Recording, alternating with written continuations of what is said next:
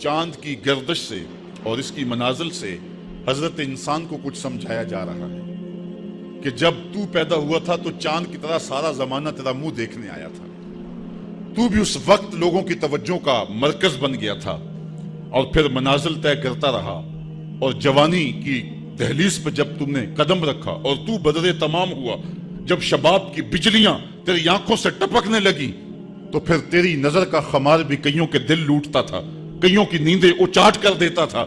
جس طرح چاند جب جوبن پہ ہو تو چکور کا دل لرزتا ہے، اور سمندر میں جوار بھاٹا پیدا ہو جاتا ہے، لہریں اٹھتی ہیں، طوفان پیدا ہوتے ہیں، تو جب بندہ بھی جوانی کی دہلیز پہ ہوتا ہے تو وہ بھی طوفان اٹھاتا ہے، دلوں میں جوار بھاٹے پیدا ہوتے ہیں۔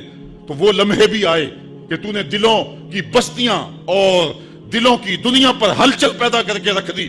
تیرا شباب لوگوں کی زندگیوں کے اندر گھلتا رہا اور کتنوں کی نیندیں اچاٹ ہوتی رہیں، تیری زلف کے شکن کتنوں کا قرار لوٹ کے لے گئے، لیکن پھر وہ لمحہ بھی آیا، حتی آدھا کل ارجون القدیم، پھر بوڑھا ہو گیا، پھر تجھے کوئی دیکھنے بھی نہیں آتا، کوئی تجھ سے اداس بھی نہیں ہوتا، بچے بھی کترا کے گزر جاتے ہیں۔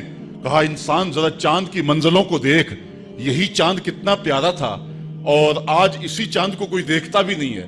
بچہ جب پیدا ہوتا ہے تو اس کی مسکراہٹ دل کھینچتی ہے، اور جب بوڑھا مسکراتا ہے تو اس وقت جو ہے لوگوں کی توجہ نہیں ہوتی۔ بچے کی زبان جو ہے وہ اڑ اڑ کے جب بولتا ہے تو اس کی توتلی زبان کا حسن دلوں میں نکھار پیدا کرتا ہے، ماں بھی بلہاری جاتی ہے، باپ بھی صدقے جاتا ہے، بہنیں بھی جو ہے وہ قربان جاتی ہیں۔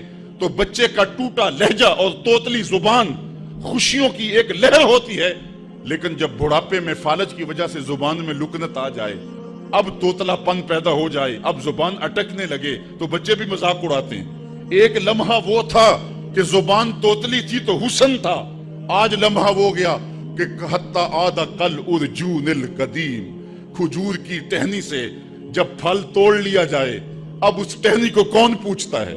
جب تک پھل آیا نہیں تھا وہ ٹہنی اچھی لگتی تھی، مالی سنبھال کے رکھتا تھا، جڑوں کو بھی پانی دیتا تھا، اور خیال کرتا تھا کہ کوئی ایسا نقصان نہ ہو کہ یہ پودا جو ہے وہ مرجھا جائے۔ پھر جوبن پہ آیا اور جب کھجوریں لگیں تو اس نے پھر رسیاں بھی باندھی اور کھجوروں کو سنبھالنے کے لیے سب کچھ کیا۔ پھر جس دن اس نے اس ڈال سے پھل کاٹ لیا، اب وہ کھجور اجڑ گئی، اب اس کی وہ ٹہنی بے توقیر ہو گئی۔ انسان کی زندگی کا جب شباب لٹ جاتا ہے اور بڑھاپے میں جب وہ کسی قابل نہیں رہ جاتا، تو پھر اس کی بھی یہ مثال ہے، حتی آدھا کل ارجون القدیم، جیسے کھجور کی پرانی ڈال ہو۔ اپنی نظر اور شرمگاہ کی حفاظت کریں۔ اس دور کا سب سے بڑا فتنہ یہ ہے کہ نگاہیں پاک نہیں رہی، نگاہیں غلیظ اور گندی ہو گئی، شرمگاہوں میں وہ تقدس نہیں رہا۔ حضور علیہ السلام نے ارشاد فرمایا، من زنا زنیا بہی ولو بہی تانے دارے ہی، جس شخص نے زنا کیا یہ عمل اس کے گھر بھی لوٹے گا، اگرچہ اونچی اونچی دیواریں کیوں نہیں کر دیتا۔ یہ مکافات عمل ہے۔ گندم از گندم بروئے جو جو از مکافات عمل غافل مشو، گندم بو گے تو گندم کاٹو گے، جو بو گے تو جو کاٹو گے۔ نظر کو تقدس دو، نظر کو پاکیزگی دو۔ حضرت لقمان حکیم کہتے ہیں کہ میں کئی نبیوں سے ملا ہوں، کئی نبیوں سے ملاقات کی ہے، اور میں ان سے دو دو چار چار باتیں جمع کی ہیں، اور ان ساری باتوں کو میں نے جمع کر کے 100 باتیں جمع کی ہیں، اور ان کا پھر میں نے خلاصہ تیار کیا ہے۔ ان میں 8 باتیں الگ کی ہیں۔ ان 8 باتوں میں ایک بات یہ ہے، جب کسی کے گھر جاؤ تو نظر کو حفاظت میں رکھو۔ جس شخص کے مہمان بنو، جس کے گھر جاؤ، تمہاری نظر نہ بھٹکنے پائے۔ نظر اگر غیر محرم کو شہوت سے دیکھتی ہے، حدیث میں آتا ہے کل قیامت کے دن جہنم کی آگ سے بھر دی جائے گی، وہ سخت رسوا ہوگا۔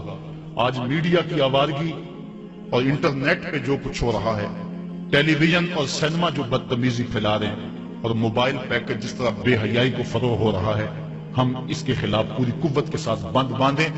اپنی اولادوں کے ہاتھوں سے ناول چھین لو، ان کے ہاتھوں سے جو ہے وہ فلمیں چھین لو، ان کی خلوتوں پہ نظر رکھو اور ان کی حفاظت کرو۔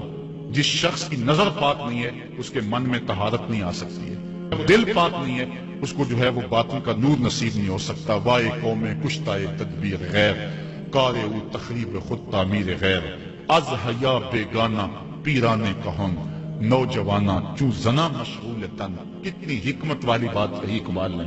वो अपने दौर का दुखड़ा सुनाता है, जिस दौर से हम गुजर रहे हैं अब तो अजीब हाल हो गए। इकबाल कहता है ये जो मेरा दौर है, जवान तो जवान रहे, बूढ़ों की नजरों में हया नहीं रहा। आज हया बेगाना पीराने कहूं। बूढ़े लोगों की आंखों में भी इकबाल कहता है हया नहीं रहा। नौजवाना चू जना मशगूल तन, और नौजवान औरतों की तरह अपने तन के साथ लगे हुए हैं, अपने तन को संवारने में हर वक्त कंघी पट्टी में लगे हुए हैं। ये मर्दों का काम नहीं होता, ये दिलेरों और बहादुरों का काम नहीं होता, ये औरतों के वजीफे हैं। दर दिले शाह आरज़ूहा बेसबात मुर्दा ज़ाइम आज बतूने उम्महात। इनके दिलों में आरज़ुएं कोई और ही हैं और माओं के पेटों से मुर्दा जन्म ले रहे हैं। दुख तराने ऊ बजुल्फ़े खुद असीर, शोख चश्मों खुद नमाओ खुद दगीर। और कौम की बेटियां अपनी जुल्फ की खुद कैदी हो चुकी हैं और हर वक्त जो है वो अपने आप को आईने में देखती रहती हैं। साख्ता परदाख्ता दिल बाख्ता अब रुआ मिसले दो तेगे आख्ता।